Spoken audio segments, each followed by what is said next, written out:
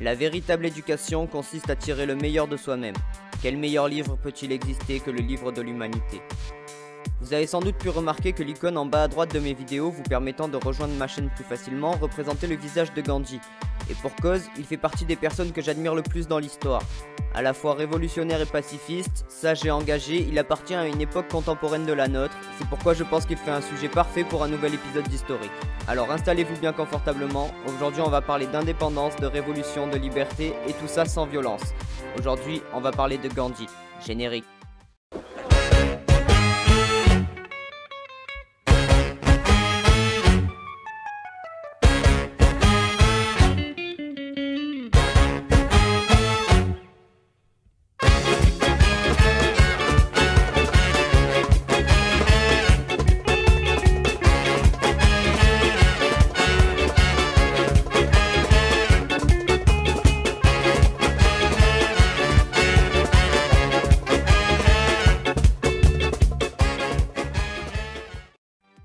Mohandas Karamchand Gandhi, de son nom complet, est né à Port Bandar en octobre 1869.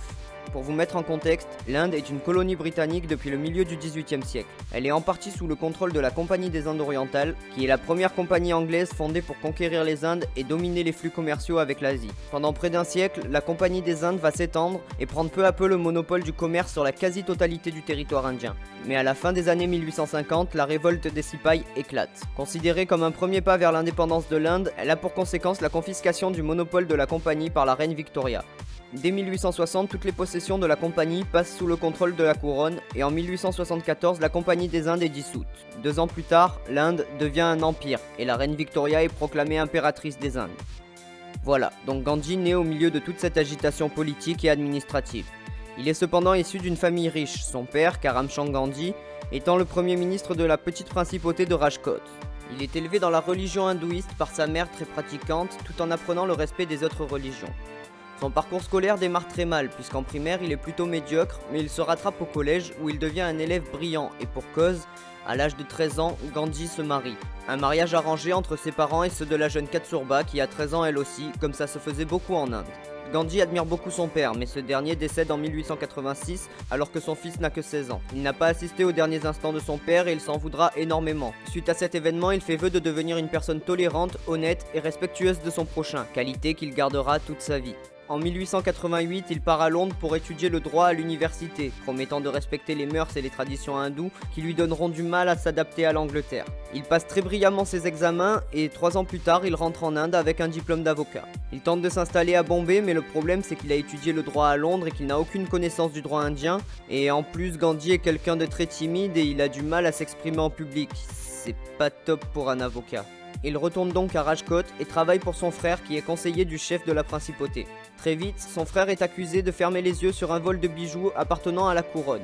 Gandhi finit par essayer de prendre sa défense et il va avoir quelques différends avec les autorités.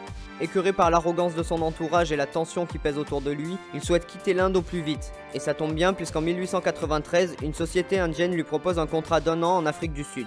Ce voyage va complètement métamorphoser Gandhi. Il devient beaucoup moins timide et surtout il est témoin de la discrimination des Noirs et des Indiens particulièrement vigoureuse dans ce pays et il en est lui-même victime. À la fin de son contrat, au moment de rentrer en Inde, Gandhi apprend qu'une loi interdisant le droit de vote aux populations indiennes est sur le point d'être mise en place. Il décide donc d'annuler son départ pour lutter en faveur des Indiens. En 1894, il fonde le Congrès indien du Natal et lance un mouvement pacifiste qui prendra une certaine ampleur. 2 ans plus tard, il vient en Inde chercher sa famille et tente de convaincre les avocats indiens d'aller exercer leur métier en Afrique du Sud. Mais les descriptions qu'il fait des violences dont il fut témoin dérangent beaucoup en Afrique et lorsqu'il y retourne, il manque de se faire péter la gueule.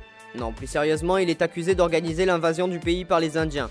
Des révoltes contre lui font rage et de nombreux Indiens sont menacés de se faire expulser. Gandhi encourage la population à rester puisqu'en tant que sujet britannique, ils ne peuvent pas se faire expulser de force. 2 ans plus tard, une guerre éclate entre les Britanniques d'Afrique du Sud et 2 républiques voisines.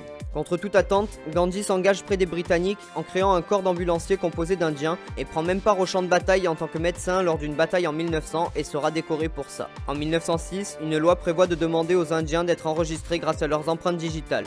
S'ensuit plusieurs années de lutte pacifique, de manifestations et de grèves au cours desquelles de nombreux manifestants furent emprisonnés et parfois tués. Ne cautionnant pas ce genre de punition, les gens se placèrent du côté de Gandhi, faisant pencher la balance de son côté. Plus tard, il rencontrera un juif allemand du nom d'Hermann Kallenbach. Les deux hommes ne se quittèrent plus. Une rumeur dit que leur relation, basée sur l'admiration profonde qu'ils ont l'un pour l'autre, serait presque une relation homosexuelle platonique.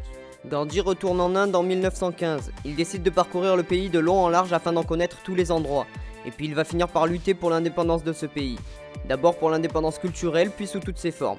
Il organise des campagnes de désobéissance civile, toujours dans le respect de l'autre et la non-violence. Partout où il passe, Gandhi incite les gens à se révolter pour leur liberté. Il finira par se faire arrêter pour ça et il va faire un moment de prison soutenu par la population. Sa sagesse devient vite célèbre à travers tout le pays et les gens commencent à l'appeler Mahatma, ce qui veut dire grande âme.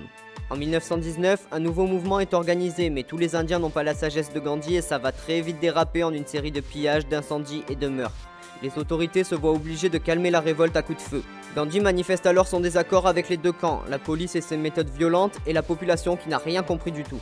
Il devient le dirigeant du parti du Congrès et change de méthode. Il ne demande plus la coopération du peuple, mais son aide. Pour lui, le but c'est d'être le plus différent possible des Britanniques pour leur montrer leur attachement à leur pays et ses coutumes. Mais suite à ça, il est arrêté pour avoir semé le trouble dans le pays et fait 2 ans de prison. Pendant qu'il est enfermé, son parti se divise en deux. De plus, la coopération qu'il y avait entre les hindous et les musulmans durant la campagne commence à s'effacer et des tensions se créent. Gandhi tentera de les apaiser de plusieurs façons et notamment avec un jeûne de 3 semaines en 1924, mais sans grande réussite.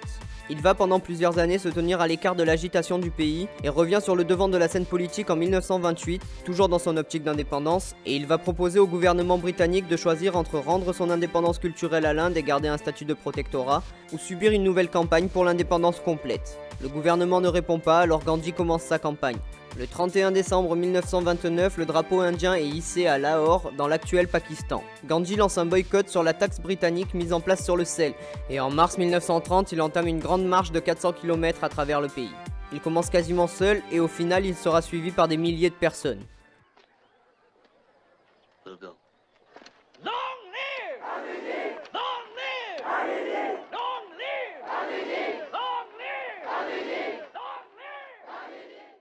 Cet événement, qui est une réussite pour Gandhi, est nommé la Marche du sel, et c'est plus de 60 000 personnes qui sont arrêtées et emprisonnées par le gouvernement britannique. Gandhi en fait partie, il est enfermé sans jugement. L'année suivante, le gouvernement fait signer un pacte à Gandhi dans lequel il s'engage à relâcher les prisonniers politiques contre la fin de toute désobéissance civile. Il signe mais continuera à protester à travers des grèves de la faim et sera incarcéré encore plusieurs fois. En 1934, il échappe à 3 tentatives d'assassinat et quitte momentanément son parti avant de le réintégrer en 1936. Au commencement de la Seconde Guerre mondiale, Gandhi relance un appel à l'indépendance avec un mouvement nommé Quit India, appelant tous les Britanniques à quitter l'Inde. Et même si certains pensent que c'est pas le moment, ce mouvement est le plus gros mouvement de l'histoire de la lutte pour l'indépendance.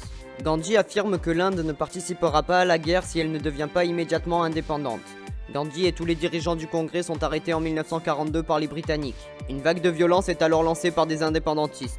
Gandhi est emprisonné 2 ans et c'est une période très difficile pour lui puisque d'abord son conseiller meurt d'une crise cardiaque, mais surtout sa femme, Katsurba, emprisonnée également depuis 18 mois, décède. Ils avaient toujours été très proches et elle avait toujours été solidaire dans les projets de son mari. Sa disparition va bouleverser Gandhi. Il est relâché en 1944, sa santé l'obligeant à se faire opérer. S'il mourait en prison, les Britanniques s'attireraient les foudres de beaucoup trop de monde. Finalement, le mouvement Quit India, qui dure depuis plusieurs années, commence à porter ses fruits. Le gouvernement britannique annonce à la fin de la guerre que le pouvoir serait transféré aux mains des Indiens. Gandhi demande donc l'arrêt immédiat de la lutte, et c'est près de 100 000 prisonniers politiques qui sont relâchés par les Britanniques. En 1947, Lord Mountbatten, gouverneur des Indes, prépare l'indépendance. Mais de nombreuses révoltes font rage, opposant les musulmans et les hindous. Les territoires de l'Inde est alors divisé et des milliers de personnes sont déplacées pour être rangées par communauté et par croyance. Pour éviter une véritable guerre civile, le Congrès se voit obligé de signer pour la séparation du pays. Le 15 août 1947, l'Inde obtient son indépendance. Mais Gandhi ne prend pas part aux festivités. Ce qui le préoccupe maintenant, c'est les tensions entre les hindous et les musulmans. Il lance un dernier jeûne à Delhi en 1948 en faveur de la réconciliation entre les deux communautés. Il a 78 ans et il lance un jeûne illimité. Des représentants des deux religions se sont déplacés jusqu'à lui pour mettre fin à ce jeûne. Ils se sont engagés à maintenir la paix entre les peuples. Mais quelques jours plus tard, le 30 janvier 1948, Gandhi est assassiné. Il s'est fait tirer dessus par un hindou quelque peu extrémiste qui le tenait responsable de la division de l'Inde. La plupart de ses cendres furent dispersées dans plusieurs fleuves du monde et c'est près de 2 millions de personnes qui assistèrent à ses funérailles. Gandhi nous a montré que l'indépendance de tout un peuple pouvait reposer sur la volonté d'un seul homme, et tout ça sans chercher la violence, juste à travers des messages et des symboles. la désobéissance civile est la clé pour lutter contre un gouvernement. Je vais finir sur une citation de Gandhi qui est toujours d'actualité et qui dit « En opposant la haine à la haine, on ne fait que la répandre en surface comme en profondeur ». Moi je vous dis à très vite pour une nouvelle histoire.